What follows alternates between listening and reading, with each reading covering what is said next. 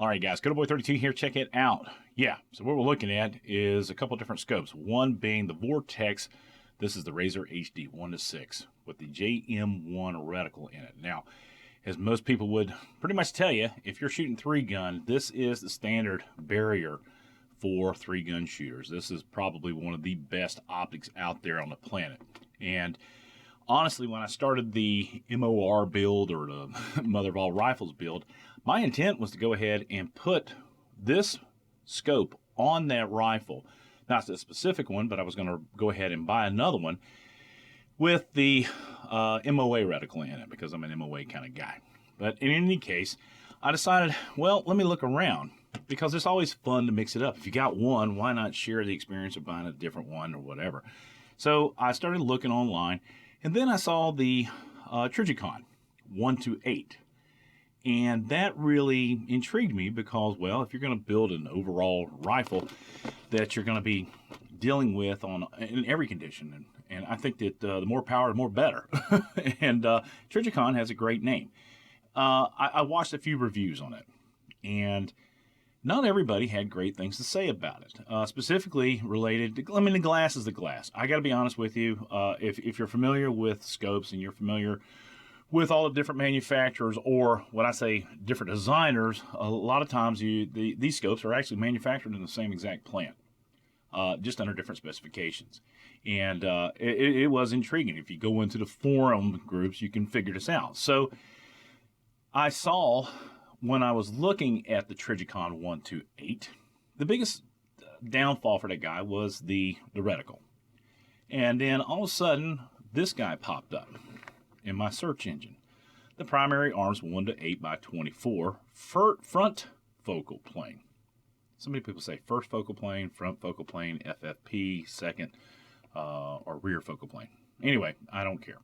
But one of the things that I was intrigued by, one, is, you guys know I'm a big fan of the ACSS reticle, this guy right here.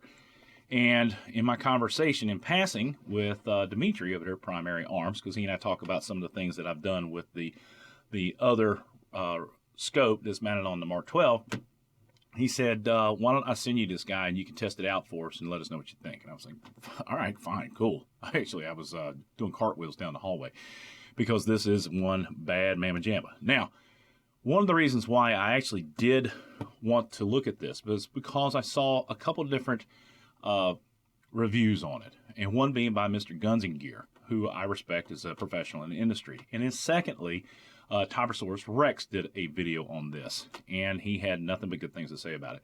Now, based on my experience with the ACSS reticle, I decided that this was the one to go with, regardless of the cost. I mean, I would have bought something. It doesn't matter to me. But in any case, because of what I know about the industry, I decided to go with this guy.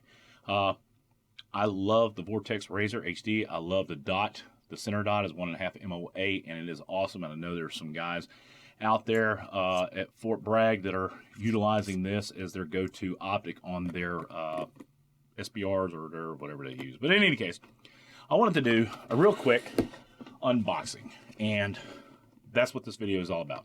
I have had this scope now for probably about 2 weeks or more, and I have not even had an opportunity to pull it out. Now, this scope, if you watched yesterday's video on the MOAR, this scope was supposed to go on there, and I had ordered an American Defense 34mm mount because that's what this guy goes with. And unfortunately, they were like, yeah, 7 to 18 days, and I'm like, nope, can't do that. Looked on Amazon. They had the the Kinetics Development Group 34mm for about $206. Which, guys, if you're going to buy a good scope, invest in a good mount. But vice versa, I'm going to show you on an upcoming video where I think UTG's come out with a winner on theirs. Cantilever mount for $35. I just don't see you can beat that thing. All right, so let's go over what's going on in this thing, because I know I'm probably boring you to death. So this is the Primary Arms 1-8x24 front focal plane scope. Superior level of quality, improved performance capabilities, uncompromised craftsmanship, exceptionally fast at a one-top. This is one of the reasons why I did this, because Guns and Gear said this has a true one-power option. It is not 1.125, it's not 1.25, it's not 1.1. Looking through the Vortex, you really got to pull it back and take a look at it and scan back and forth to see that. Let's see.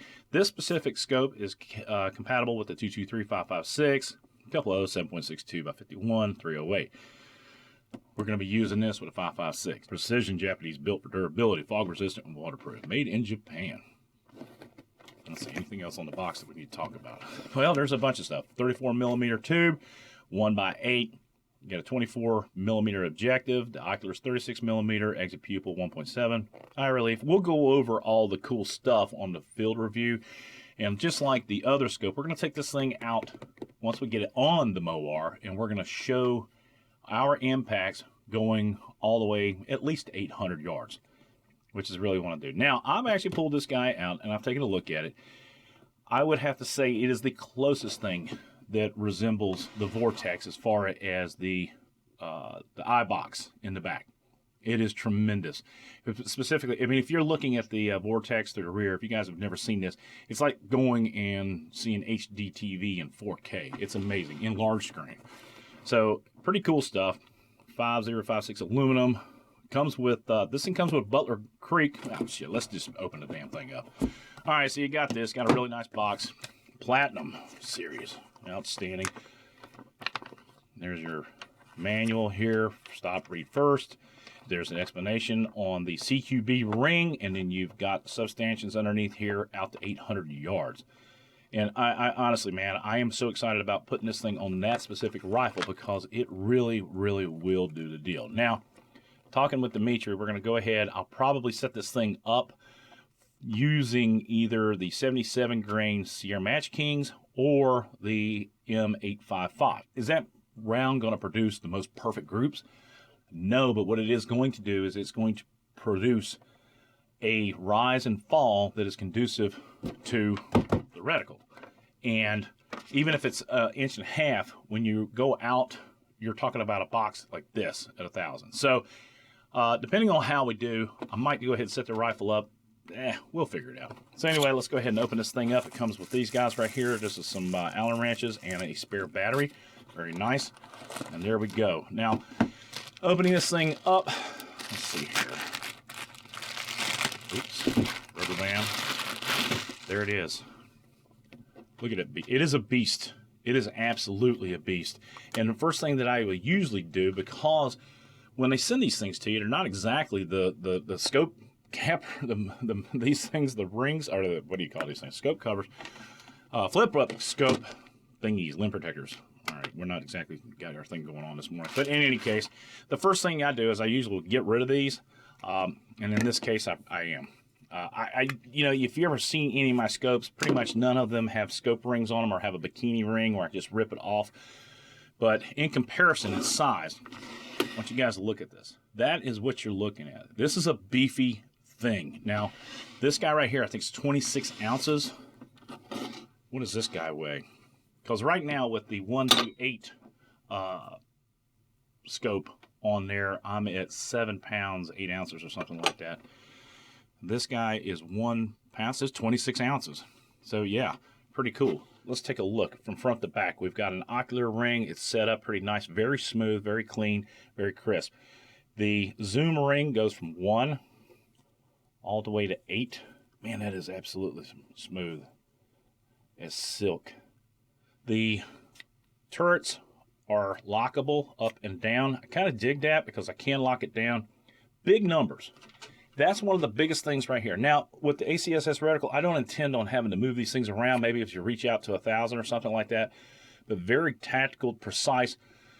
When you got your line right here and it goes directly to the next number, as it does with the clicks, those are the things that I look for. Also, if I want to, I can go ahead and just lock it down.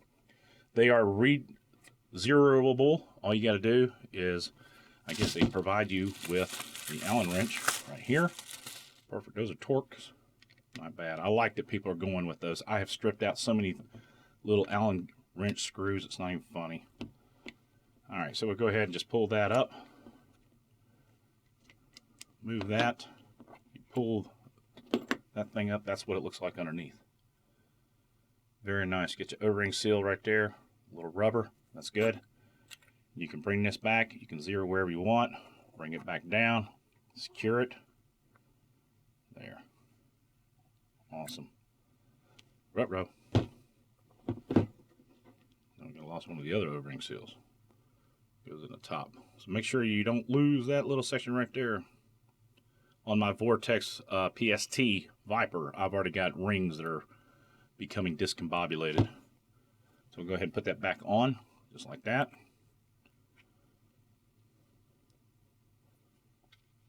Perfect.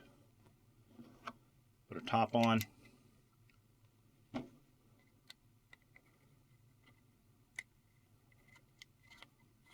So you can set these things however you want, put them back to 0.